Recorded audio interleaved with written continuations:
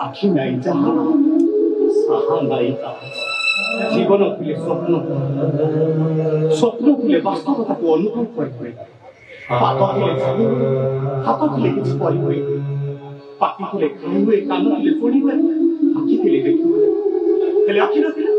ଏ ସାରା ସୃଷ୍ଟିଟା ଅନ୍ଧାର ପାଲଟି ଯାଇଥାଏ କାହିଁକି କିଛି କଳ୍ପନା ବସ୍ତୁ କରି ବସିବେ ଆଖି ଦୁଇଟି ଆପେ ଆପେ ହେଇଯାଏ ଆଉ ତା ଭିତରେ ଦେଖାଯାଏ କେତେ ରଙ୍ଗ ବିରଙ୍ଗର ଉଦ୍ଭାସିତ ସାରା ସୃଷ୍ଟି ହେଲେ ଅନ୍ଧ ହୋଇଯିବା ପରେ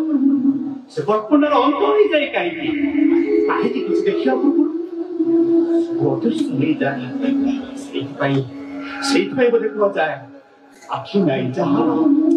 ସାହା ନାହିଁ ତାହାର মনে করব তাহলে মু কোন নিজেও কেবে ক্ষমা করে দেই পারিবি দুর্ঘটনায় দৃষ্টি শক্তি হরেই বসিলা পরে মো পাই রাতে দিনর কিছু ফরক নাই বাপা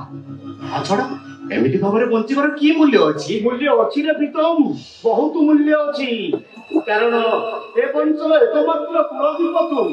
তোর অনুপস্থিতি মো পাই হেউ কি পরিবার পাই হেউ কিন্তু বাবা মু জানে রে প্রীতম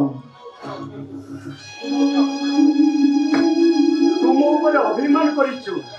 আরে অর্থ বিনিময়ে মু তো পাই আখি দিটা যোগাড় করি পারলিনি মানে নুহে যে মু সারা জীবন পাই অসফল হয়ে রহিଯିবিনি হেলে বাপা তোমার সে সফলতা মোর দরকার নাই অন্যকে নিষ্ঠ করে নিজে পুঁজিপতি হবার সুখ মোর আবশ্যকতা নাই এটা ভীষণ স্বার্থপরতা যে স্বার্থপরতাকে নেই মଣିଷ গর্ব করিপারে না বরং মଣିଷ ପଡ଼ିଆର ମୂଲ୍ୟବୋଧକୁ ବହୁତ ଅନୁତାପ କରି ବସେ ଅନୁତାପ କରିବାକୁ କାହିଁକି କରିବ ଆମେ ତ କାହାକୁ ବାଧ୍ୟ କରୁନେ ତାଛଡ଼ା ଭିକା କିଣାର ବ୍ୟବସାୟ ଦୁନିଆରେ ଅନେକ ଚାଲିଛି ରେ ସେଥିପାଇଁ ତୁ ତ ନିଜକୁ କାହିଁକି ଦାୟୀ କରୁଛୁ ଅର୍ଥ ଅଭାବରୁ ଯୋଉ କାରଣରୁ ଲୋକଟା ତା ଆଖି ଦିଟାକୁ ବିକ୍ରି କରିଦେବ ତାପରେ ତା ଜୀବନର ଅବସ୍ଥା କ'ଣ ହବ ଥରେ ଚିନ୍ତା କରିପାରୁଛ ପ୍ରୀତମ ଚାହେଁ ନା ଅନ୍ୟକୁ ନିଶ୍ଚୟ କରି ନିଜେ ଖୁସି ହବ ବଞ୍ଚିବାକୁ ଇଚ୍ଛା କରିଲା ଅନ୍ୟ କାହାର ଦୟା ଅନୁକମ୍ପାକୁ ଆଶ୍ରୟ କରି ତାମାନେ ତୁ କଣ କହିବା ପାଇଁ ଚାହୁଁଛୁ ମୁକ୍ତି ଜୀବନର ଅନ୍ତିମ ସତ୍କାର ତୁ ଏକଥା ତୋ କଥାକୁ କହିପାରୁଛୁ ଆରେ এই যে ধন সম্পত্তি ମୁଁ ଅର୍ଜନ କରିଛି କାହା ପାଇଁ କଣ ପାଇଁ ପ୍ରତ୍ୟେକ ମଣିଷ ଇଚ୍ଛା କରିଥାଏ କିଛି ଧନ କମେଇବ ନିଜ ଜୀବନକୁ ବିଳାସ ବେସନରେ ଅତିବାହିତ କରିବ ନିଜ ପରିବାର ବର୍ଗକୁ ସୁଖ ଐଶ୍ୱର୍ଯ୍ୟ ଭେଟିଦେବ ହେଲେ କଥା ଘଟେ ନାହିଁ କାରଣ ନିଜର କର୍ମଫଳ ଭୋଗିବାକୁ ପଡେ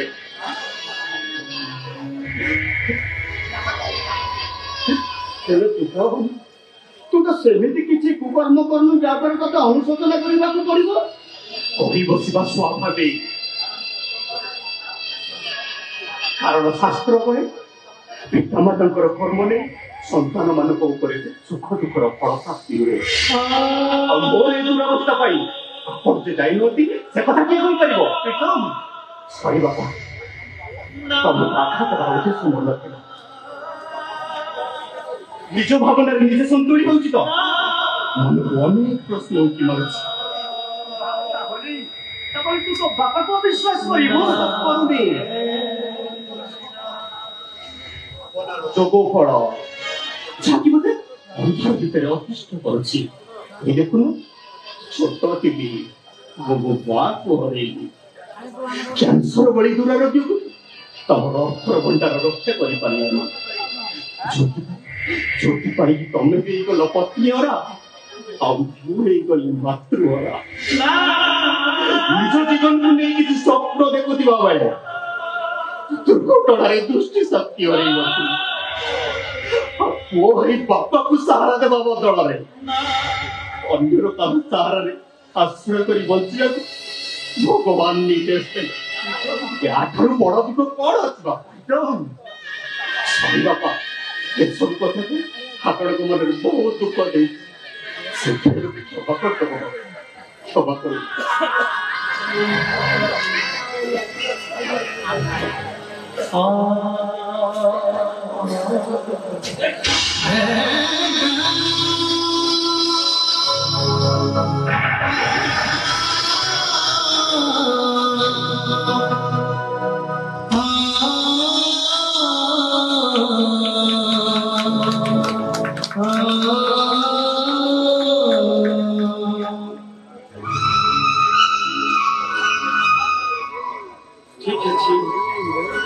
ঠিক আছে প্রীতম,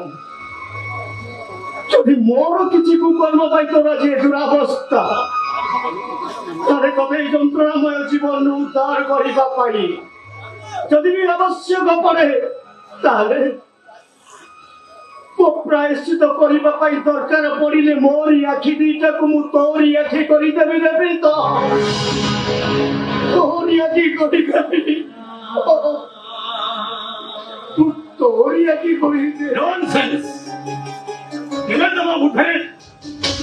বুদ্ধি হবো মিস্টার মাল? বাবু, ମୁଁ କହିଦେଇଛି ମାନେ